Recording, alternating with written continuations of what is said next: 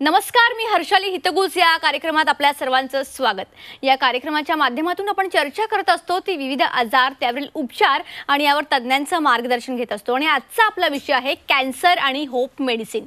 आणि यावर चर्चा आणि मार्गदर्शन करण्यासाठी आपल्या स्टुडिओमध्ये आलेले आहेत डॉक्टर माधुरी सोनावणे आणि डॉक्टर सपना रंधवे। डॉक्टर, स्वागत आहे तुमचं। नमस्कार। सुरुवातीला या दोन्ही तज्ञांबद्दल थोडक्यात जाणून घेऊयात। डॉक्टर माधुरी सोनावणे या MD आयुर्वेद मेडिकल ऑफिसर असून 5 ते 6 वर्षापासून या क्षेत्रात कार्यरत आहेत। आणि डॉक्टर सपना रंधवे यांच्याबद्दल सांगायचं झालं तर या BAMS मेडिकल ऑफिसर असून 10 ते 12 वर्षांपासून या क्षेत्रात कार्यरत आहेत। होप मेडिसिन कॅन्सरवर कशा पद्धतीने फायदेशीर आहे याच विषयी आज आपण चर्चा करणार आहोत। आणि कॅन्सर सारखा आजार सुद्धा आपण योग्य ट्रीटमेंटनी कसा बरा करू शकतो हे आजच्या कार्यक्रमात डॉक्टरांकडून जाणून घेणार आहोत। चला तर विषयाला सुरुवात करूयात। तर डॉक्टर माधुरी, तुमच्यापासून सुरुवात करूयात। आता कॅन्सर म्हणजे काय हे बऱ्यापैकी सगळ्यांना माहित असतं, पण एक्झॅक्टली कॅन्सर विषयी तुम्ही आपल्या प्रेक्षकांना काय सांगाल? तर इथे आज आपण हे बघूयात की कॅन्सर म्हणजे मेनली आपण जे काही सामान्य भाषेत कर्करोग असं जो म्हटला जातो, तर ज्या काही पेशी असतात शरीरातल्या त्या जेव्हा विकृत होतात आणि त्यांची जर का म्हणजे अनियंत्रित आणि अगदी अनकंट्रोलेबल आणि कशाही प्रकारे जी वाढ होते त्यालाच आपण कॅन्सरमध्ये त्याचं रूपांतर होतं किंवा ट्यूमर फॉर्ममध्ये गाठीप्रमाणे त्याची वाढ होत असते, तर त्याला आपण कॅन्सर म्हणतो। जेव्हा तुमचं काही टेस्ट होतात त्यातनं ते डिटेक्ट होत असतं आणि त्याप्रमाणे आपल्याला ते कळतं। आता ह्या ज्या गाठी असतात त्या फक्त त्या स्थानिक ठिकाणीच लिमिटेड असतील असं नाही आहे, तर त्याचं जे आहे त्याचं प्रविष्ट होणं म्हणजे जे काय आहे इतरत्र धातूंमध्ये प्रविष्ट होत जातो त्याचप्रमाणे इतर ठिकाणीही पसरत जातो। त्याप्रमाणे त्याच्या स्टेजेस डिसाईड केल्या जातात, म्हणजेच त्याची first stage, second stage, third stage आणि एंड स्टेज, लास्ट स्टेज किंवा ॲडव्हान्स स्टेजेस अशा प्रकारे त्याचं डिव्हिजन होत असतं। तर असा हा जो कॅन्सर आहे हा या सध्याच्या काळामध्ये आपण बघतोय की सध्या खूप वाढत चाललेलं आहे याचं प्रमाण, आणि ती एक चिंताजनक बाब आहे। तर ह्याचं जे आहे आपल्याला एक डिक्लेरेशन मिळालेलं आहे, अगदी वर्ल्ड हेल्थ ऑर्गनायझेशननी पण आपल्याला सांगितलेलं आहे की that is the second most leading cause of death. तर त्यामुळे आपण किती काळजी घेतली पाहिजे या बाबतीत आणि काय काय आपण गोष्टी लक्षात घेतल्या पाहिजे हे आपण इथे लक्षपूर्वकपणे आपण ऐकलं पाहिजे। त्याचबरोबर हुने आपल्याला अगदी भारताला कॅन्सर कॅपिटल ऑफ इंडिया म्हणून सुद्धा डिक्लेअर केलेलं आहे। आणि आता जर बघितलं गेलं तर कॅन्सरचे नेमके कॉजेस काय काय आहे, तर सामान्यपणे आपण जे अगदी कॉमनेस्ट कॉज जे आपल्याला माहिती आहे तो म्हणजे अगदी व्यसनांचा हा कॉज आहे। तर ॲडिक्शन्स खूप जण करत असतात, त्यामध्ये स्मोकिंग आलं, ड्रिंकिंग आलं, अल्कोहोल वगैरे घेणं आलं, किंवा मग काही प्रमाणात म्हणजे काही तंबाखूचं सेवन वगैरे ह्या सगळ्या गोष्टी आल्याच। त्याचबरोबर बदलती जीवनशैली आहे, त्यामध्ये तुमचे काही जेवणाचे टायमिंग्स आहेत किंवा मग झोपेच्या वेळा आहेत। स्ट्रेस, टेन्शन, एन्झायटी हा एक प्रकार आहे जो खूप वाढत चाललेला आहे आणि त्याचाही दुष्परिणाम शरीरावरती होत असतो आणि त्यामुळे सुद्धा असे व्याधी उद्भवू शकतात। त्याचबरोबर काही लोकांचा म्हणजे नोकरी किंवा व्यवसायामुळे काही एक्सपोजर होत असतो काही केमिकल्सला किंवा रासायनिक घटकांना, त्यामुळेही बऱ्याचदा कॅन्सर हा आढळून येतो आहे। त्याचप्रमाणे काही रेडिएशन्स आहेत, त्यामुळे सुद्धा बरेचसे कॅन्सरचे रुग्ण आपल्याला सामोरे येत आहेत। आणि त्याचप्रमाणे आता हे एकूणच जर का आपण बघितलं तर हे झाले आपले दैनंदिन जीवनातील काही कॉजेस, परंतु मेडिकली पण काही कॉजेस आहेत ज्याच्याकडे आपण लक्ष दिलं पाहिजे। जसं की फिमेल्स अबाउट 40-45 जे काही एज ग्रुप आहे त्यामध्ये काही प्रोन कॅन्सरच्या केसेस आहेत, ते सुद्धा आपण जर का वेळच्या वेळी तपासण्या केल्या तर तिथे सुद्धा आपल्याला तो त्याचवेळी डिटेक्ट करता येतो आणि त्याची काळजी घेता येऊ शकते। त्याचबरोबर काही फॅमिली हिस्ट्री असलेले पेशंट्स आहेत किंवा ज्यांच्यामध्ये जेनेटिक म्युटेशन्सची हिस्ट्री आहे त्यांनी सुद्धा जर का अलर्ट थोडंसं राहिलं आणि ती जर का काळजी आपण तत्पूर्वीच घेतली तर डेफिनेटली ही गोष्ट टाळता येण्यासारखी आहे। आणि जर का एकूणच आपण ह्या सगळ्या गोष्टी जर समराईज केल्या तर डेफिनेटली इम्युनिटी हा जो फॅक्टर आहे हा सगळ्यात इम्पॉर्टंट इथे रोल प्ले करतो। जर का आपली इम्युनिटी खूप वीक होते त्यावेळेस काही जखमा आहेत किंवा काही गाठी आहेत ह्या जे आहेत ह्या शरीरामध्ये जडणघडण ही होतच असते, परंतु जेव्हा आपली इम्युनिटी स्ट्रॉंग असेल तर डेफिनेटली ती तिथल्या तिथे अरेस्ट करायला आणि ते इन्फेक्शन्स कमी व्हायला मदत होत असते। परंतु त्याचंच एक इक्वेशन आहे आणि हा जो सिद्धांत आहे हा काही सायंटिस्टने आपल्यापुढे मांडलेला होता ॲलिसन आणि हॉन्जोनी 2018 मध्ये, की इम्युनिटीचा बिघाड झाल्यामुळेच कॅन्सरची निर्मिती होत असते।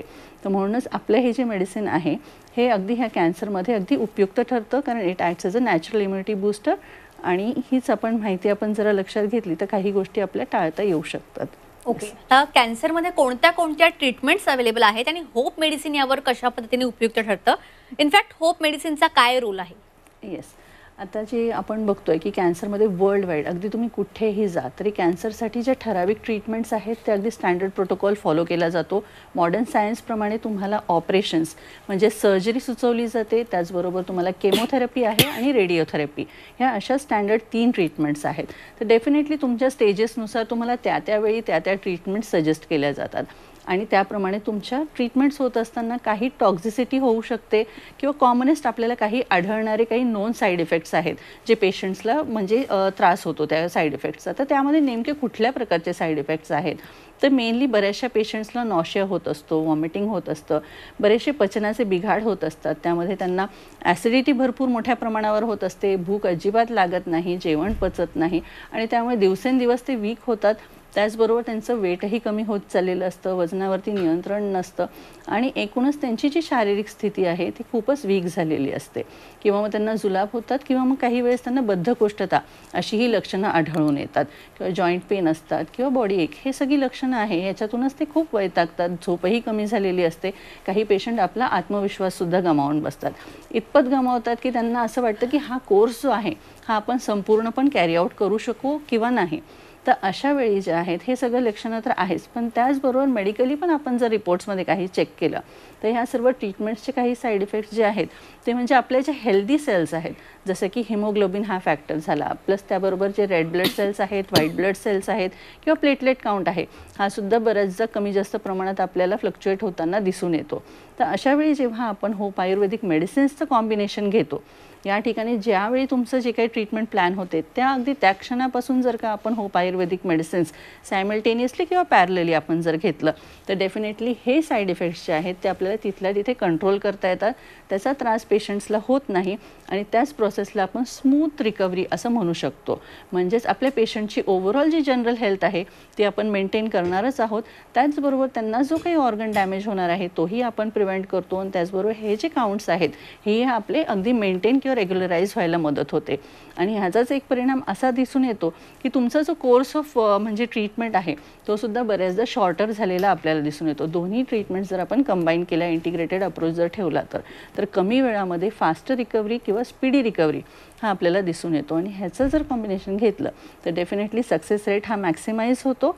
आणि त्याचबरोबर जे काही आहे म्हणजे एकदा जरी कॅन्सर नीट झाला किंवा बरा झालात तुम्ही यातनं तर ॲज पर म्हणजे रिस्टोरेशनसाठी, रेज्युविनेशनसाठी आणि तुमची हेल्थ पुन्हा एकदा as an active immunity booster म्हणून, सपोर्टिव्ह ट्रीटमेंट म्हणून तुमचं न्यूट्रिशन व्यवस्थित व्हावं, तुमचं ॲपेटाईट इम्प्रूव्ह व्हावं, अशा सर्व दृष्टीने हे जे मेडिसिन्स आहे तुम्हाला अगदी मदत करणारे इथे ठरतात.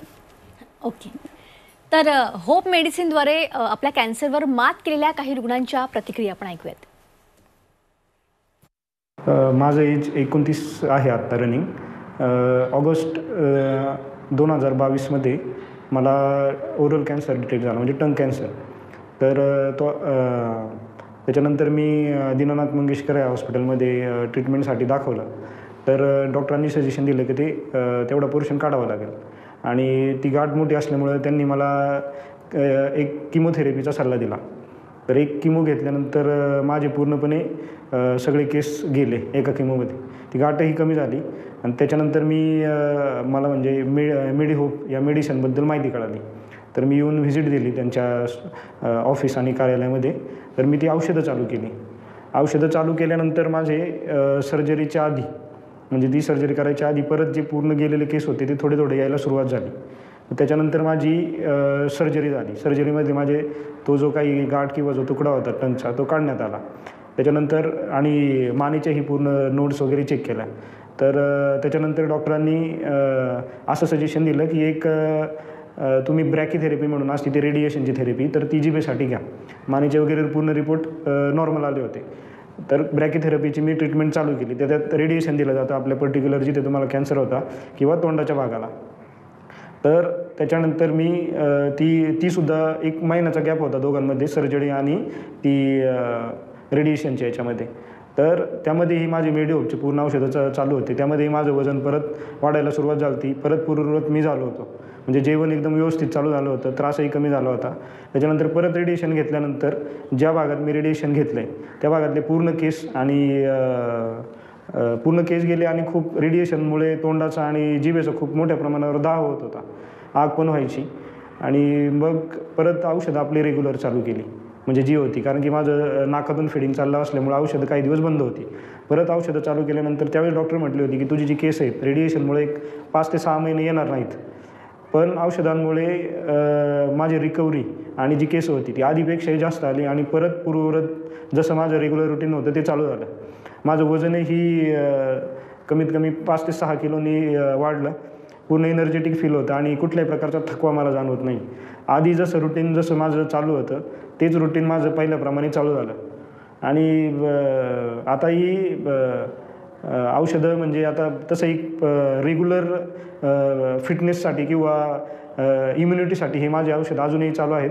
त्याच्यामुळं आता मला असं कुठल्याही प्रकारचं असं वाटत नाही की मला याआधी कॅन्सर होता म्हणून.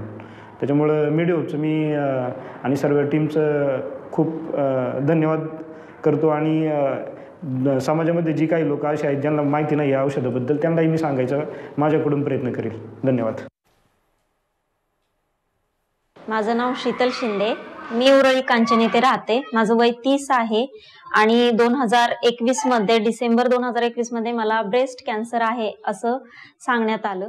त्यानंतरनं मी खूप ठिकाणी आम्ही ट्रीटमेंट घ्यायचं ठरवलं, पण मी किमोथेरपीला घाबरून त्या ट्रीटमेंट घेतल्या नाही. आणि नंतर काही दिवसांनी मला माझ्या भावाच्या थ्रू होप मेडिसिन बद्दल समजलं.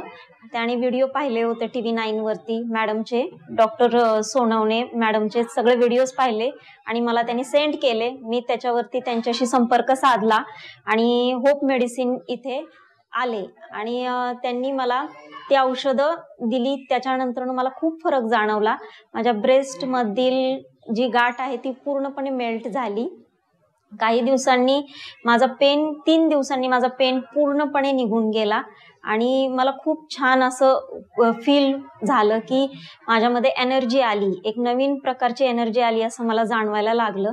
काही दिवस गेल्यानंतर माझी किमो झाली. त्या किमोमध्ये मला जास्त काही जाणवलं नाही. मला उलटी, मळमळ अशा कुठल्याही रेडिएशन म्हणजे त्याची थेरपीचे ते पूर्णपणे असे साईड इफेक्ट काहीच जाणवले नाहीत आणि मला खूप छान वाटतंय. आता सध्या माझी किमोथेरपी चालूच आहेत, पण तरीही मी होप मेडिसिनची औषधं घेते, त्याच्यामुळे मला खूप बरं वाटतंय. तर आत्ताच या प्रतिक्रिया आपण पाहिल्या होप मेडिसिनच्या माध्यमातून कशा प्रकारे त्यांनी कॅन्सर सारख्या आजारावर मात केलेली आहे. यावरून एकच लक्षात येतं की तुम्ही जर योग्य ठिकाणी ट्रीटमेंट केली तर नक्की तुम्ही आजारातून बरे होऊ शकता. तर डॉक्टर सपना, आता आपण ज्या काही होप मेडिसिन कॅन्सरसाठी नेमकं एखादी व्यक्ती कधी घेऊ शकतं आणि कोण कोण घेऊ शकतं? नक्कीच. होप मेडिसिनचे आहे ते सर्व वयोगटातील जे काही पेशंट्स आहेत ते घेऊ शकतात. म्हणजे लहान मुलांपासून ते वयोवृद्धांपर्यंत सगळेजण हे मेडिसिन घेऊ शकतात. कारण का हे जे मेडिसिन आहे ते 100% नॅचरल, ऑर्गॅनिक आणि हर्बल आहे. याचं ड्रग इंटरॅक्शन काही होत नाही आणि कुठल्याही प्रकारचे साईड इफेक्ट्स होत नाही. ॲज अ प्रोफिलॅक्टिक यूज म्हणून, म्हणजे कॅन्सर होऊ नये. बऱ्याचदा काही पेशंट्स म्हणजे काही लोकांना व्यसन असतं, जसं की तंबाखूचं व्यसन आहे किंवा गुटखा आहे, त्याचबरोबर स्मोकिंग आहे, अल्कोहोल आहे, असे जे आहेत लोक ते देखील ॲज अ प्रिव्हेंशन म्हणून हे मेडिसिन घेता येईल. अबोव 40 म्हणून देखील आपल्याला पुढे आजार होऊ नये यासाठी तुम्हाला हे मेडिसिन घेता येऊ शकतं. त्याचबरोबर कधी कधी जेनेटिक कॉज असतो, घरामध्ये हिस्ट्री असते कॅन्सरची, अशा वेळेला ॲज अ प्रिकॉशन म्हणून हे मेडिसिन तुम्हाला घेता येऊ शकणार आहे. त्यात सगळ्यात महत्त्वाचं म्हणजे as a add on therapy, म्हणजे कॅन्सर डिटेक्ट झाल्यानंतर जी काही तुमची ट्रीटमेंट चालू आहे त्यासोबत पहिल्यापासून तुम्ही हे औषध घेतलं तर जे काही किमोथेरपीचे, रेडिएशनचे साईड इफेक्ट्स आहेत ते तुम्हाला होणार नाही आहे. तुमची रिकव्हरी फास्ट होणार आहे, स्मूथ रिकव्हरी होणार आहे आणि तुमचा जो सक्सेस रेट आहे तो पण मॅक्झिमाइज होण्यासाठी फायदा होणार आहे. बऱ्याच वेळा काय असतं की पेशंट्सला जे काही वृद्ध रुग्ण आहेत किंवा कधी कधी लास्ट स्टेजचे पेशंट्स आहेत त्यांना डॉक्टर ट्रीटमेंट करू शकत नाहीत, कारण का शक्य नसते. असे जे काही पेशंट्स आहेत त्यांना ॲज अ स्टँड अलोन, म्हणजे कुठलीही ट्रीटमेंट चालत नाही अशाला फक्त आपलं मेडिसिन देखील काही पेशंट्स घेतात, ज्यांना देखील या मेडिसिनने खूप चांगल्या प्रकारे फायदा होतो. जेणेकरून त्यांचा पेन असेल म्हणा किंवा जेवण जात नसेल किंवा जे काही सिम्पटम्स त्यांना असतील तर ते कमी होण्यासाठी फक्त या मेडिसिनचा जरी यूज केला तरी त्याचा फायदा होऊ शकतो. आणि सगळ्यात महत्त्वाचं, कॅन्सर बरा झाला तरीसुद्धा आपण काळजी घेणं गरजेचं आहे. म्हणून पोस्ट कॅन्सर केअर म्हणून देखील हे मेडिसिन घ्यायचं आहे, जेणेकरून जी काही कॅन्सर या आजारामध्ये झालेली झीज आहे शरीराची किंवा जी काही हानी झालेली आहे ती पूर्णपणे भरून निघण्यासाठी, त्याचबरोबर तुमची इम्युन सिस्टीम जी आहे ती चांगली पूर्ववत होण्यासाठी या मेडिसिनचा नक्कीच फायदा होणार आहे. म्हणजे ॲज अ प्रोफिलॅक्टिक यूज म्हणून, त्याचबरोबर as a add on therapy म्हणून, त्याचबरोबर स्टँड अलोन म्हणून आणि पोस्ट कॅन्सर केअर या चारही प्रकारामध्ये आपण होप मेडिसिनचा नक्कीच वापर करू शकता. ओके. तर प्रेक्षकांनो, होप मेडिसिनच्या मदतीने बरेच जणांनी कॅन्सरवर मात केलेली आहे, पण सगळ्यांच्या प्रतिक्रिया आपण इथे दाखवू शकत नाहीत. पण त्यातल्या त्यात आणखी काही प्रतिक्रिया आपण पाहूयात. नमस्कार. माझे चुलते श्री भास्करराव आबासाहेब देशपांडे, वय वर्ष 87, राहणार डिकसळ, तालुका कळंब, जिल्हा उस्मानाबाद, यांना 4 महिन्यापूर्वी थोडासा डावा हात डावा पाय बधीर झाल्यासारखा झाला म्हणून चेकिंगला बार्शी इथं आणले असताना त्यांच्या मेंदूत गाठ आहे असं निदान झालं आणि तो ट्यूमर आहे किंवा कॅन्सरची गाठ आहे असं समजल्यानंतर धोरणात्मक असा निर्णय झाला की वय वर्ष 87 आहे, मेंदूचं ऑपरेशन करणं काही शक्य नाही, तर गोळ्या औषधांवर जसं व्हायचंय तसं चालूच आहे. पण आम्हाला तेवढी होप बद्दल माहिती मिळाली म्हणून आम्ही पुणे येथील होप मधून औषधं घेतल्यानंतर मीनवाईल ह्या गोष्टीत 15 दिवस गेले होते होप पर्यंत पोचेपर्यंत. त्यांचं तोपर्यंत एक साईड पॅरलाइज झालं होतं ऑलरेडी, डावी बाजू.